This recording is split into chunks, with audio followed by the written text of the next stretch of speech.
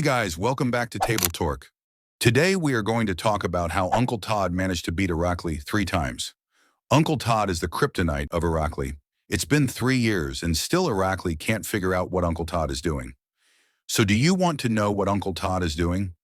First of all, both of them are top rollers, but everyone calls Uncle Todd's top roll the Todd Roll. Why is that?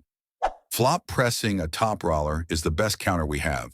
But how can we customize a top roll into something that behaves almost like a flop press, which is the best counter to a top roller? So Uncle Todd went to his chemistry lab, took a flask, put the top roll and the flop press into it, and shook it up. And that's how we got the Todd Roll. Okay, now why is a flop press so problematic for a top roller to counter? Because what a top roller wants is to take the wrist and go sideways.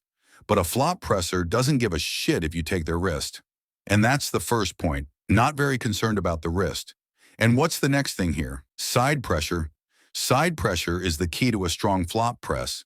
That's what a flop presser uses to attack the elbow flexors of a top roller. So the second point, side pressure. Now let's talk about the top roll. The goal of a top roll is to take wrist control away from the opponent and drive them sideways. Now, if we combine both styles, the first key from the flop press is that you are not too concerned about keeping your own wrist. And the key from the top roll is taking the opponent's wrist. Both of those ideas are satisfied in Uncle Todd's style. Uncle Todd, even with an extended wrist, still has strong riser and pronation control, which are the real fundamentals of a powerful top roll. We already have back pressure from the top roll, and now we add the side pressure influence from the flop press. That's when the Todd Roll becomes ready to serve. It's basically a modified top roll. There are many top rollers who rely more on side pressure than back pressure, and they all share a common vulnerability. They eventually lose their own wrist because their side pressure overpowers their back pressure. But back pressure is necessary to support the pronation and take your opponent's wrist from the center to the winning side. You cannot top roll Uncle Todd unless you are someone like him, someone known for side pressure. Someone very strong in the hook.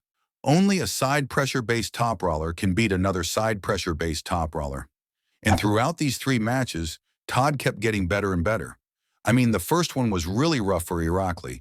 In the second match, Irakli somehow did better than the first, but in the third match, it was even worse than the first. In the second match, during the press conference, Uncle Todd said that his hand had improved a lot since the last match, and we saw what he did. He managed to take Irakli's wrist. By the third match, Todd's cup seemed much stronger. His wrist was bending only a little.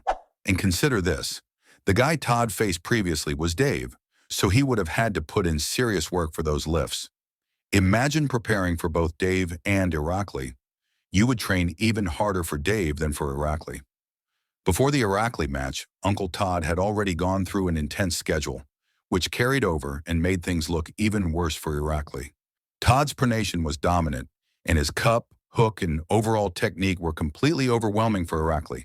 I'm sure you're one of those 51,000 who watched why listening to Uncle Todd is crucial now. I clearly explain why he's so problematic for most of the Europeans out there. And he's going to be even tougher on them if they still rely on a back pressure-based top roll.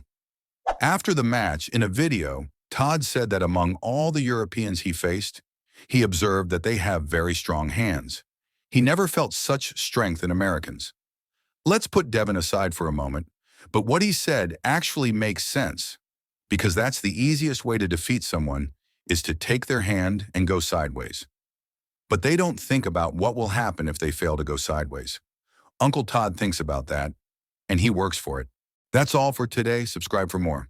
See you later.